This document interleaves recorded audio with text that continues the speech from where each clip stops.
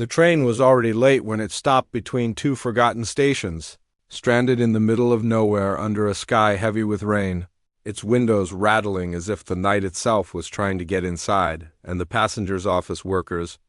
tired students, a newly married couple, an exhausted nurse, a drunk man asleep against the door groaned in irritation more than fear because delays were common and danger felt distant.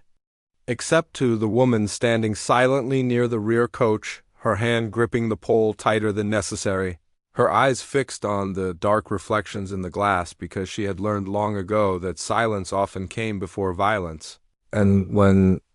the lights flickered and finally went out completely, panic didn't scream at once but crept in slowly, like cold air seeping through cracks. Whispers filling the coach as phones lit faces blue only to die moments later with no signal, no power, no reassurance. And then the first scream came from the front, sharp and sudden, followed by the unmistakable sound of something heavy hitting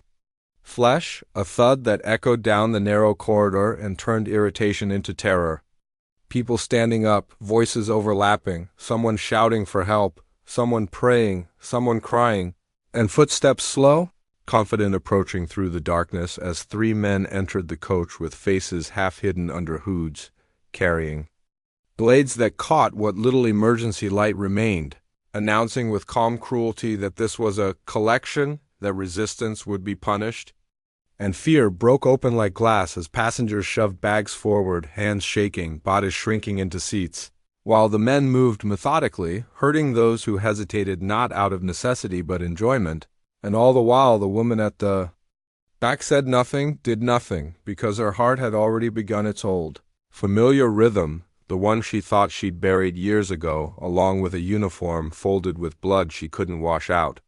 Memories flashing without her permission, narrow corridors, hostage screams, commands shouted through combs. The weight of deciding who lives fast and who dies slow, and when one of the attackers grabbed a teenage boy by the collar and raised a blade to scare more money out of him. Something inside her finally snapped, not loudly, not dramatically, but like a thread pulled too tight one last time, and she moved, fast and precise, stepping into the aisle as if the darkness belonged to her, grabbing the attacker's wrist. Mid-swing, twisting until bone met limit, the knife clattering to the floor, the boy collapsing away screaming, and before the other two could react, she struck the second man's knee sideways with a force trained into muscle memory, dropping him screaming, the third lunging blindly only to be pulled forward and slammed face first into a metal pole with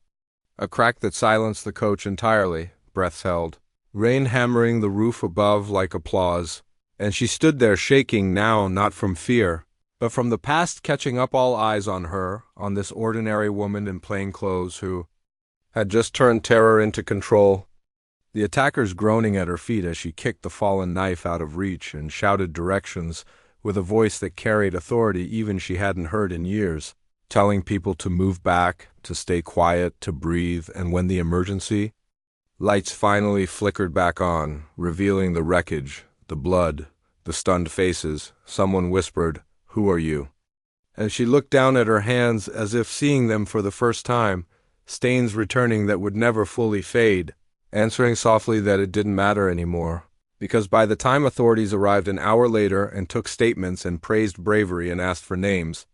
she would already be sitting alone again, staring at her reflection in the window as the train slowly began to move, the night retreating reluctantly, the danger past, but the memories awake, knowing she hadn't lost the thing she ran from. All those years ago, only buried it, and that sometimes when fear demands it, the past doesn't come back to hurt you, it comes back to save everyone else.